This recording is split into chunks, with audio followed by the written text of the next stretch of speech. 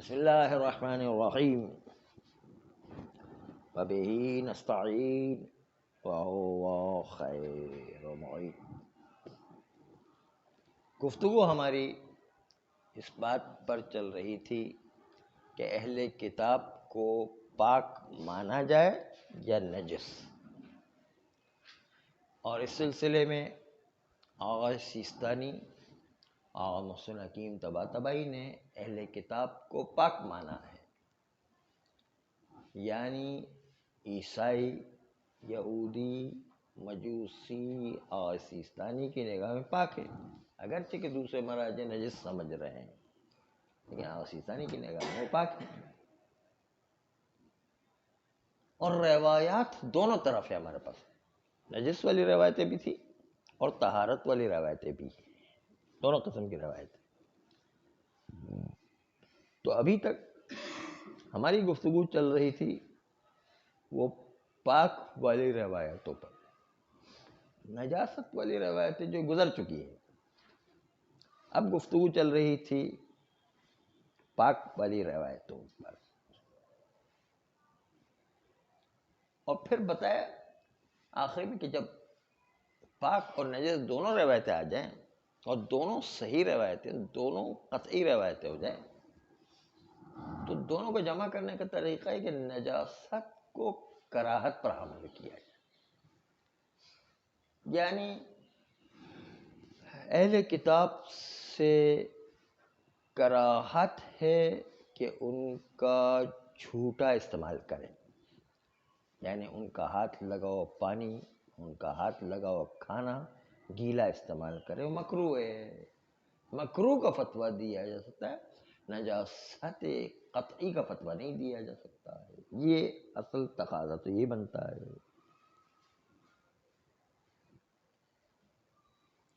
اور اسی پر بات چل رہی تھی، کہتے ہیں کہ خود اخبار جو اہل کتاب کے مورد میں وارد ہوئی ہیں دلالت واضح رکھتی ہیں اس بات پر کہ اس زمانے کے شریعت پر عمل کرنے والوں کی نگاہ میں اہل کتاب کا پاک ہونا مرتکز اور ان کے ذہن میں راسخ تھا۔ ائمہ معصومین کے زمانے میں جو مومنین اور راوی حضرات تھے، ان کے ذہن میں اہل کتاب کی طہارت راسخ تھی۔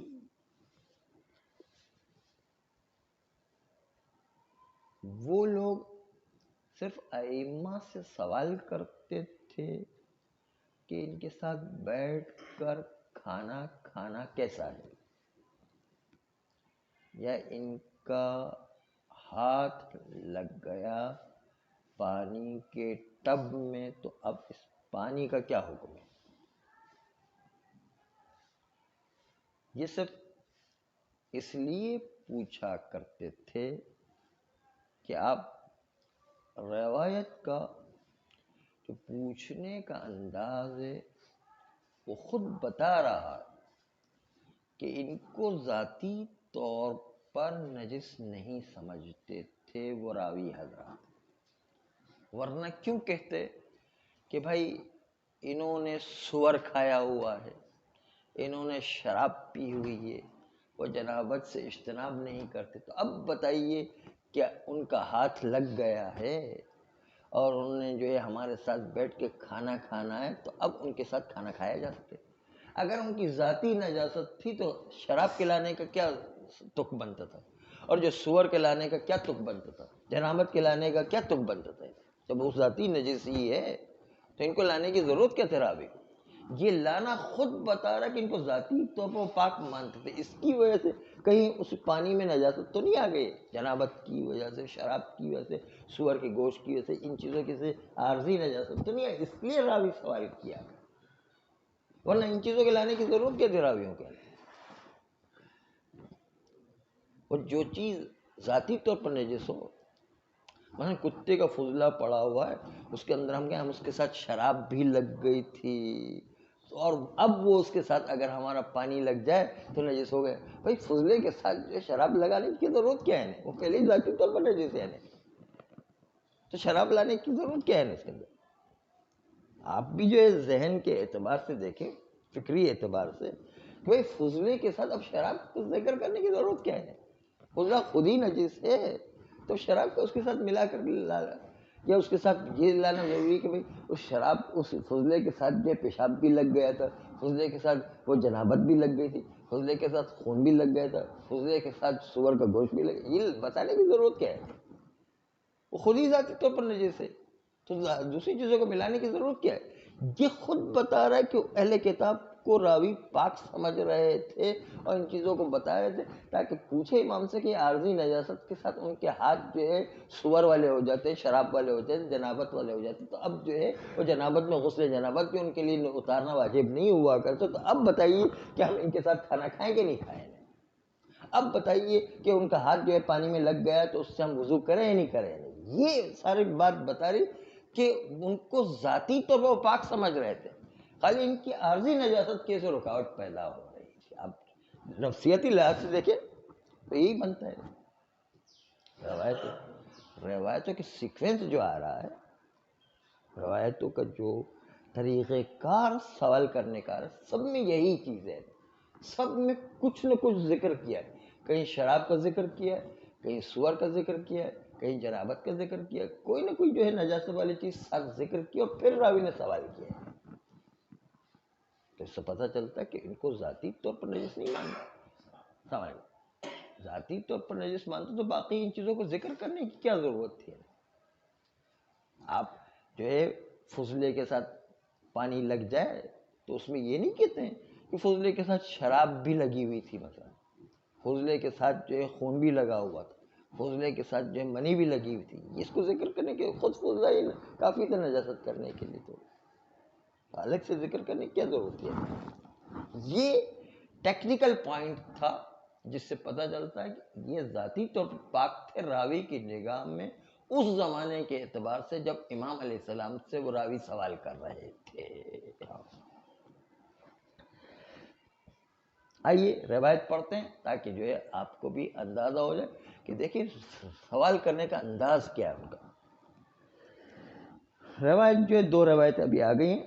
صحیحۃ ابراہیم ابن ابی محمود المتقدماتان المشتملتان علی قولہ، دو روایتیں صحیح روایت ہے، یعنی عادل کی روایت ہے. ابراہیم ابن محمود کی روایت جو پہلے بھی گزر چکی، جو مشتمل ہے اس قول پر کہ انت تعلم انہا نصرانیۃ، کہ فرض کرے کہ آپ جانتے ہیں کہ یہ شخص جو ہے یا یہ عورت نصرانی ہے. لا تتوضأ، یہ عورت جو نہ وضو کیا کرتی ہے، ولا تغتسل من جنابت، اور جنابت سے غسل بھی نہیں کیا کرتی ہے. وضو نہیں کہتے ہیں، وضو کا مطلب یہاں پر اپنے ہاتھ واتھ بھی نہیں دھوتی، اسی طریقے سے جو ہے آ جایا کرتی اور کام کیا کرتی. وانت تعلم، پھر اس کے ساتھ آگے اور روایت بھی، وانت تعلم انہ یبول ولا یتوضا، یہ لوگ جو ہے پیشاب کرتے ہیں اور اپنے ہاتھ بھی نہیں دھوتے ہیں، وضو بھی نہیں کرتے ہیں، ایسے ہی پیشاب والے ہاتھ لے کر آ جاتے ہیں. تو اب آپ بتائیے کہ اس نے ہمارے کپڑے سیے ہیں تو وہ کپڑے جو ہے ہم اسی طرح پہن سکتے کہ نہیں پہن سکتے؟ مثلا کیونکہ اہل کتاب اگر ان کی طہارت ذہن میں مرتکز نہ ہوتی تو پھر یہ جملہ کہنے کی کیا ضرورت تھی کہ پیشاب کے بعد ہاتھ ہی نہیں دھوتے ہیں یا جنابت سے غسل ہی نہیں کرتے ہیں. یہ جو ہے الفاظ استعمال کرنا بتا رہا ہے کہ عارضی نجاستوں کا تذکرہ کیا جا رہا ہے.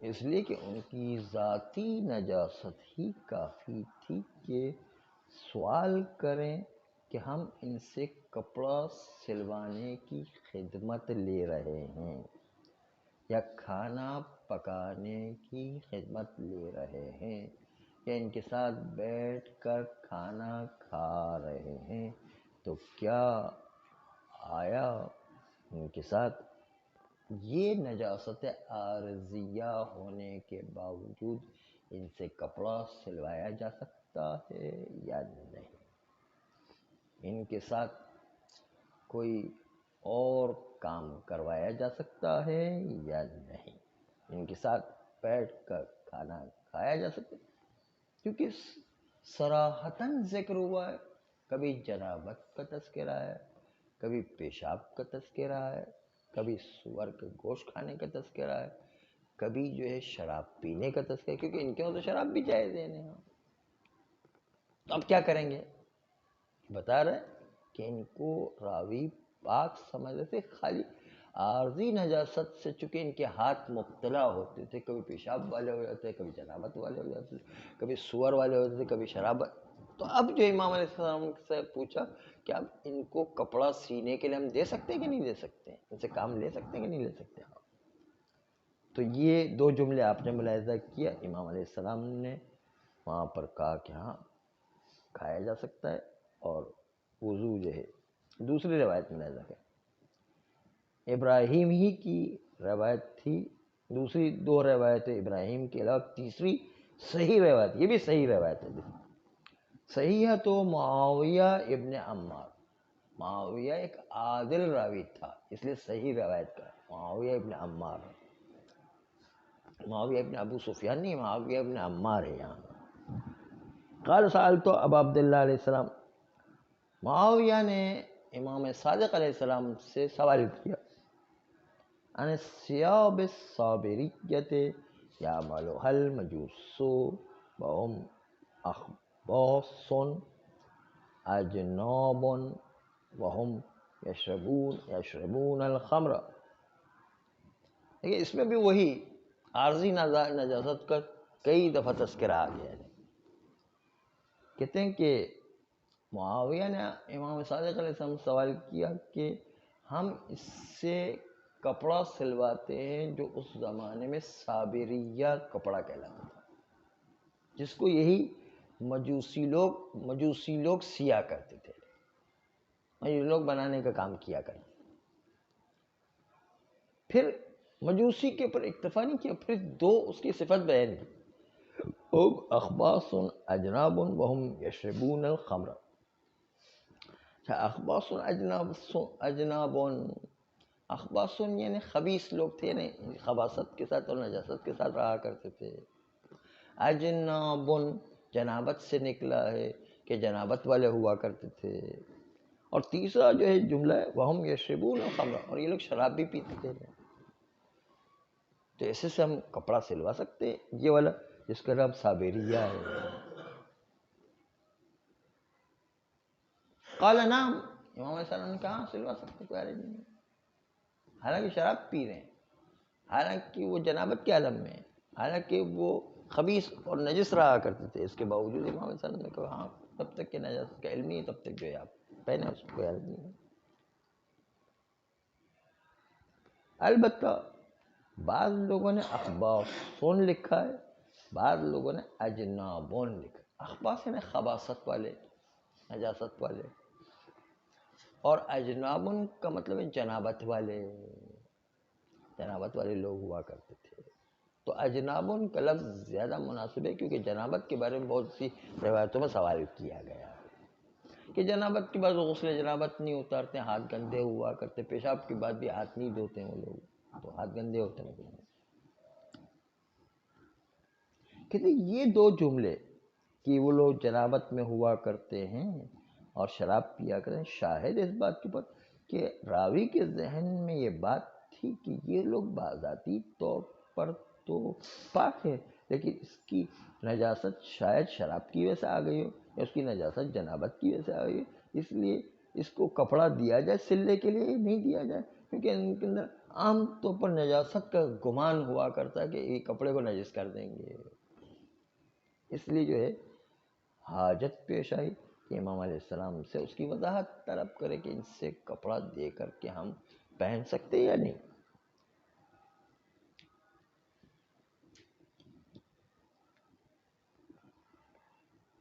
بس یہ دیکھا اس میں بھی عارضی نجاستوں کا تذکرہ آیا ہے، یہ بتا رہا ہے کہ ذاتی طور پر ان کو نجس سمجھ رہے تھے، تو جنابت کا تذکرہ کرنے کی کیا ضرورت تھی؟ بول و پیشاب کا تذکرہ کرنے کی کیا ضرورت تھی؟ شراب کا تذکرہ کرنے کی کیا ضرورت تھی؟ سور کے گوشت کا تذکرہ کرنے کی کیا ضرورت تھی؟ تیسری روایت نہیں، چوتھی روایت، دو ابراہیم کی روایت تھی، تیسری معاویہ کی روایت، چوتھی عبداللہ ابن سنان کی روایت ہے، صحیح روایت، یہ بھی صحیح روایت ہے۔ قال سأل ابی، ابا عبداللہ علیہ السلام، عبداللہ ابن سنان کہتے ہیں کہ میرے باپ نے امام صادق علیہ السلام سے سوال کیا، وَأَنَا حَاضِرٌ، جبکہ میں بھی اس محفل میں حاضر تھا جب میرے باپ نے امام سے سوال کیا۔ سوال کیا کہ میرے باپ نے، انی اعیر الذمی ثوبی، میں ادھار دیتا ہوں اپنے کپڑے کو کافر ذمی کو۔ کافر ذمی یہود و نصارہ جو جزیہ دیا کرتے، ذمی وہ کہتے۔ وَأَنَا أَعْلَمُ أَنَّهُ يَشْرَبُ الْخَمْرَ، اور مجھے پتا ہے کہ وہ شراب پیتے ہیں، اسی میرے کپڑے پہن کے ساتھ شراب پیتے ہیں، کپڑے میرے ہیں، شراب وہ پیتے ہیں اس سے۔ وَيَأْكُلُونَ لَحْمَ الْخِنْزِيرِ، اور اسی میرے کپڑے میں جو ہے وہ خنزیر اور سور کا گوشت بھی کھاتے ہیں۔ ثُمَّ يُرَدُّهُ إِلَيْهِ، پھر اسی کپڑے کو میری طرف واپس کر دیتے ہیں۔ فَأَغْسِلُهُ، تو میں احتیاطاً اس کپڑے کو دھوتا ہوں، کیونکہ وہ شراب والے کپڑے یا سور والے کپڑے نہ ہو گئے ہوں، میں دھوتا ہوں اس کو۔ قبل ان اصلی فیہ، قبل اس کی کہ میں اس کپڑے کے اندر نماز پڑھوں، میں اس کو دھو لیتا ہوں۔ فقال ابو عبداللہ علیہ السلام، تو امام صادق علیہ السلام نے ارشاد فرمایا، صلی فیہ، کہ تم اس کپڑے میں نماز پڑھو، ولا تغسلہ من اجل ذالک، تم اس کپڑے کو اس وجہ سے نہیں دھو کہ وہ شراب والے ہو گئے ہوں گے یا سور کے گوشت والے ہو گئے ہوں گے، شک کی صورت میں پرواہ نہیں کرو، ایسے ہی اسی لباس میں آپ نماز پڑھ سکتے ہو جب تک کہ شراب کا یا سور کا یقین نہ ہو جائے، ایسے ہی پڑھو۔ یعنی امام علیہ السلام کہ جو لا تغسلہ، آپ اس کپڑے کو دھونے کی ضرورت نہیں ہے، من اجل ذالک، اس سور کی وجہ سے، شراب کی وجہ سے اس کو دھونے کی ضرورت نہیں ہے۔ فَإِنَّكَ أَعَرْتَهُ إِيَّاهُ، پھر امام علیہ السلام وجہ بھی بتاتے کہ کیوں دھونے کی ضرورت ہے۔ فَإِنَّكَ أَعَرْتَهُ إِيَّاهُ، کیونکہ تم نے اس کپڑے کو اس مجوسی کو یا ذمی کو دیا تھا، وہ ہوتا ہے دراصل کو کپڑا پاک تھا، آپ نے دیا تو اس کو پاک تھا۔ وَلَمْ تَسْتَيْقِنْ أَنَّهُ نَجَّسَهُ، اور آپ کو یقین نہیں کہ اس ذمی کافر نے اس کپڑے کو نجس کر ہی دیا ہوگا، یہ تو آپ کو یقین نہیں ہے۔ فَلَا بَأْسَ أَن تُصَلِّيَ فِيهِ، بس کوئی حرج نہیں کہ آپ اسی کپڑے میں، جب پتہ نہیں ہے کہ اس نے نجس کیا ہے تو آپ اسی کپڑے میں نماز پڑھیں۔ حَتَّى تَسْتَيْقِنَ أَنَّهُ نَجَّسَهُ، یہاں تک کہ آپ کو یقین نہ ہو جائے کہ اس ذمی نے اس کپڑے کو نجس کر دیا ہے، جب تک یقین نہیں ہے تب تک آپ اسی کپڑے کے اندر نماز پڑھ سکتے ہیں۔ تو آپ نے دیکھا سارا محور نجاست عارضیہ تھا، محور ان کی ذاتی نجاست نہیں تھی کہ جو اہل کتاب ہونے کے سے ذاتی طور پر نجس، ساری جو عارضی نجاست کی بات ہو رہی ہے کہ اس نے شراب سے نجس کر دیا یا نہیں کر دیا، سور سے نجس کر دیا، تب تک آپ کو یقین نہیں، آپ اسی کپڑے کا استعمال کریں گے۔ ورنہ اگر جو ہے اہل کتاب نجس ہوتے تو سوال کا انداز بدل جاتا۔ دیکھیں سوال کا انداز کیا ہوتا، راوی کیسے سوال کرتا، اگر اہل کتاب نجس ہوتے تو راوی کے سوال کرنے کا انداز کیا ہوتا وہ بتا۔ اگر طہارت ذمی کا ارتکاز سائل کے ذہن میں نہ ہوتا تو وہ اپنے سوال میں یوں پوچھتا کہ میں جانتا ہوں کہ یہ لوگ شراب پیتے، میں جانتا ہوں کہ یہ لوگ سور کا گوشت کھاتے ہیں، تو اب اس سے مناسب سوال کون سا نکلتا ہے؟ سوال یہ نکلتا کہ وہ کہتا کہ لَعَلَّهُ أَرَقَ بَدَنُهُ وَأَوْ لَاقَتْهُ يَدُهُ وَهُوَ رَطْبَةٌ، یہ سوال ہونا چاہیے کہ بھائی احتمال ہے کہ اس کافر ذمہ کا بدن پسینے والا ہو گیا ہو اور اس کی وجہ سے کپڑے میں پسینہ لگ گیا ہو. تو اب بتائیے کہ کپڑا نجس ہے یا پاک ہے؟ یہ سوال ہونا چاہیے. یا یہ کہ اس کا کپڑا گیلے ہاتھ سے لگ جائے اور ہاتھ چونکہ نجس ہے اور گیلا ہاتھ ہے، اس لیے اب وہ گیلا ہاتھ کیا نجس مانیں گے، یا کپڑا جو ہے گیلے ہاتھ سے لگا ہے تو کپڑا نجس مانیں گے یا نہیں. یہ سوال ہونا. پسینے کی وجہ سے نجس ہو گیا یا گیلا ہاتھ لگنے کی وجہ سے نجس ہو گیا، یہ سوال ہونا چاہیے. امام علیہ السلام سے راوی اس کا تو سوال ہی نہیں کر رہا ہے. وہ کہہ رہے کہ بھائی شراب پیتے تھے اور سور کا گوشت کھاتے تھے، تو اب جو ہے میرا کپڑا شراب سے یا جو ہے وہ سور کے گوشت سے کہیں نجس تو نہیں ہو گئے، اس لیے میں اس کپڑے کو دھو کر کے نماز پڑھتا ہوں. تو اس کا محور سارا عارضی نجاست تھی. ذہن میں تھا کہ وہ تو خود تو پاک ہے، خالی شراب پیتے ہیں اور جو ہے سور کا گوشت کھاتے ہیں، جنابت سے اجتناب نہیں کرتے اور پیشاب والے ہاتھ سے اجتناب نہیں کرتے ہیں. تو یہ عارضی نجاست ہے. ساری روایتوں میں جتنی بھی صحیح روایتیں سب میں ان عارضی نجاستوں کا تذکرہ موجود ہے. اس سے پتہ چلتا ہے کہ راوی کے ذہن میں یہ سب اہل کتاب پاک تھے، صرف عارضی نجاستوں کی وجہ سے مسئلہ پیش آ رہا تھا. آئیے اب پانچویں روایت دیکھیں.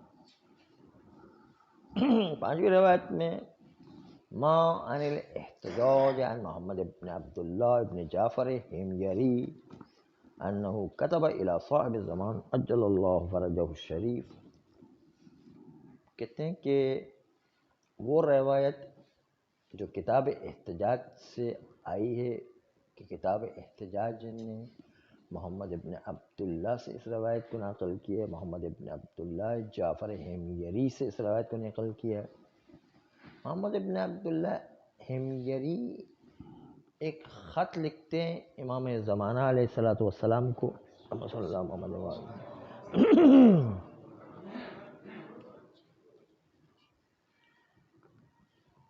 کہتے ہیں عندنا حاکۃ مجوس یأکلون المیتۃ ولا یغتسلون الجنابۃ وینسجون لنا ثیابا. کہتے ہیں ہمارے وہاں پر ایک مجوسی کا کارخانہ ہے جو لباس کانتنے کا کام کرتا ہے. لباس کانتنا جو لباس کو سینے کا کام پہلے جو ہے وہ کیا جاتا تھا. اس کی ایک خاص قسم کی مشین پرانے زمانے میں آتی تھی، لکڑی کی بنی ہوئی. اس سے وہ جیسے آج کل بھی بعض گھروں کے اندر لگی تھی کھڈی قسم کی، وہ کھڈی قسم کی چیز ہوتی تھی، اس سے جو ہے وہ کپڑا کانتتے تھے. کہتے مجوسی کا ایک کارخانہ ہے جس کے اندر وہ کپڑے کانتنے کا کام کیا جاتا ہے، کپڑے سینے کا کام کیا جاتا ہے. دوسرے آسان الفاظ میں یأکلون المیتۃ، لیکن وہ مجوسی لوگ مردار کا گوشت بھی کھاتے ہیں. بکرا اگر مر جائے تو مرے ہوئے گوشت کو بھی کھاتے ہیں. ولا یغتسلون من الجنابۃ، اور جنابت میں غسل بھی نہیں اتارتے ہیں. وینسجون لنا ثیابا، اور وہ ہمارے سینے کا کام کرتے، کپڑے کو سیتے ہیں، ہمارے کپڑے بھی سیتے وہ لوگ.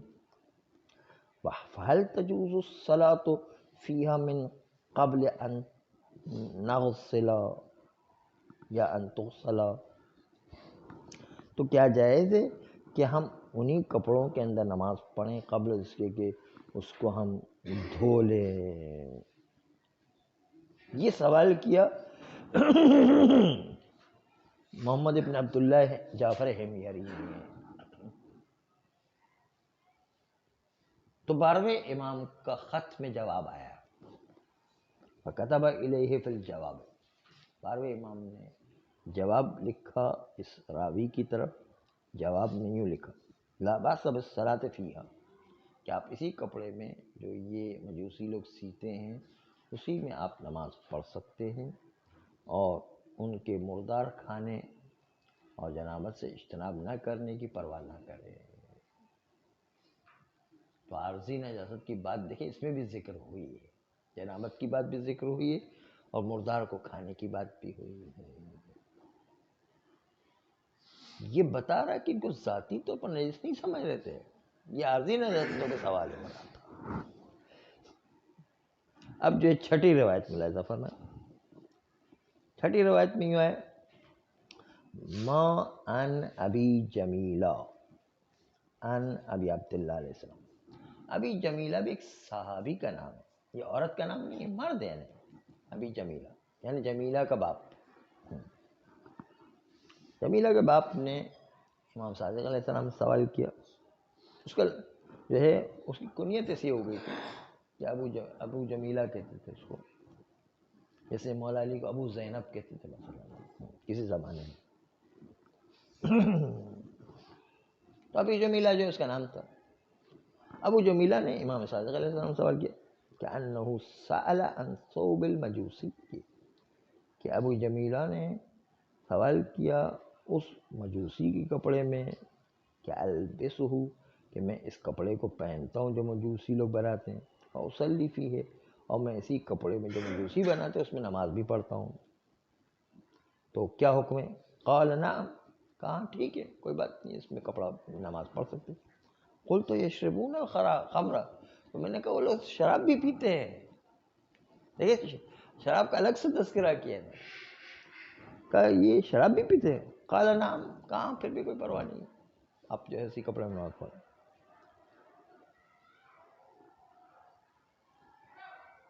کہتے ہیں پھر کہا نحن نشتری الثياب الصابریہ فنلبسها ولا نغسلها۔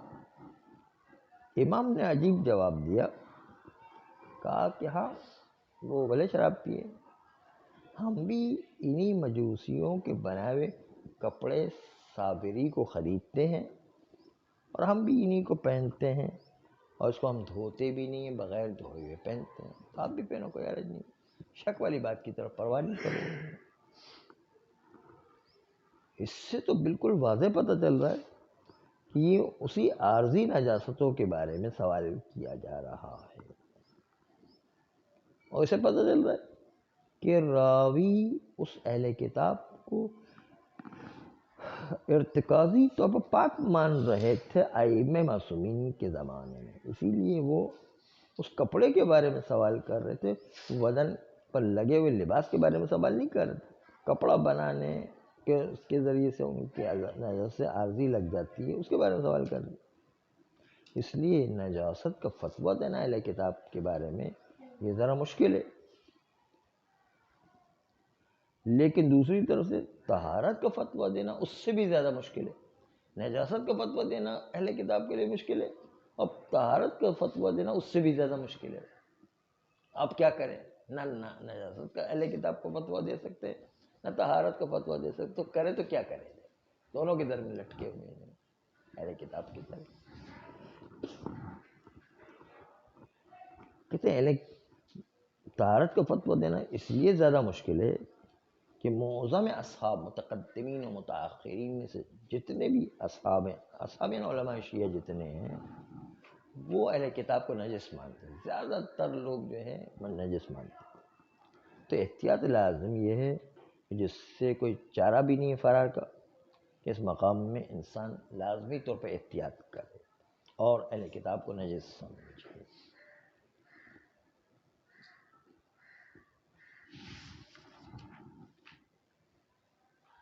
پھر آخوی کہتے کہ ہم نے اہل کتاب کی نجاست پر بنا رکھی ہے بمقتضی اخبار نجاست اور اصحاب کا تسالم۔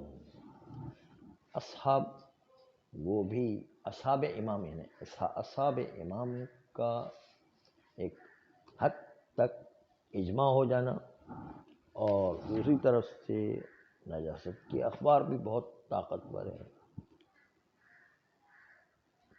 اور یہ اخبار یہودی، نصرانی اور مجوسی کے سلسلے میں عرض کریں اما حکم بنجاست باقی اصناف کفار میں، جیسے ضروریات دین کا انکار کرنے والے مسلمان کہ جو منکر ضروریات دین ہیں، اس کی نجاست کے بارے میں ہمارے پاس دلیل نہیں ہے۔ جیسے آج کل بہت سے نصیری حضرات تو نماز کو مانتے ہی نہیں بلکہ نماز کا مذاق اڑاتے ہیں،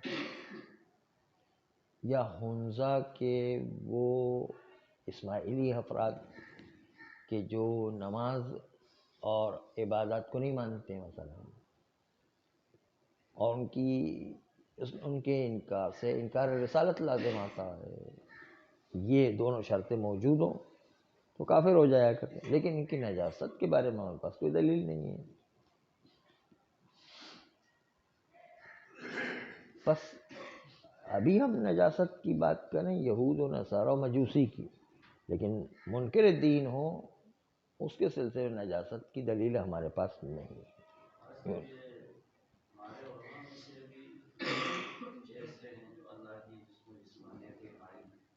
جس میں جسمانیت کے نہیں، ہمارے میں کوئی نہیں، ہمارے میں کوئی قائل نہیں، ہمارے میں کوئی قائل نہیں کہ اللہ نظر آئے گا۔ یہ اہل سنت میں ہے۔ اہل سنت جو ہے وہ کہتے ہیں کہ اللہ میاں اپنا پیر جہنم میں ڈالے گا تو جہنم میں خاموش ہوگی، ورنہ خاموش ہی نہیں ہوگی، وہ قطن بس کرے گی، یعنی کہے گا بس بس بس اب کافی ہے۔ تو جس کا اللہ ہی جہنم میں جا رہا تو باقی اور کیا رہا ہے۔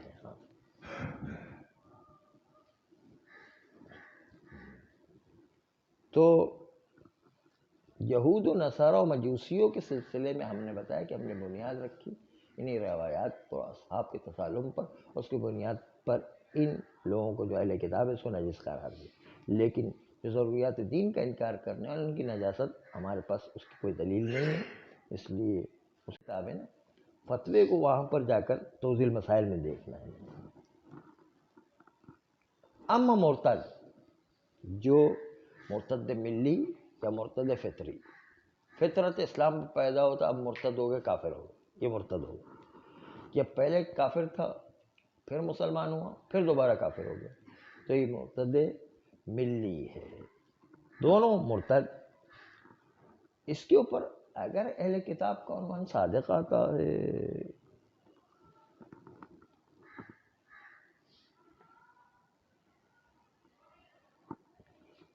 کیونکہ وہ نصرانیت سے عدول کر کے یا یہودیت سے عدول کر کے یا مجوسیت سے عدول کر کے مسلمان ہوئے تھے، اب دوبارہ اسی کی طرف پلٹ گئے، تو اہل کتاب کا اگر حکم ان کے پر صادق آتا ہے تو اہل کتاب کو اگر نجس مانتے ہیں تو مرتد کو بھی نجس مانیں گے۔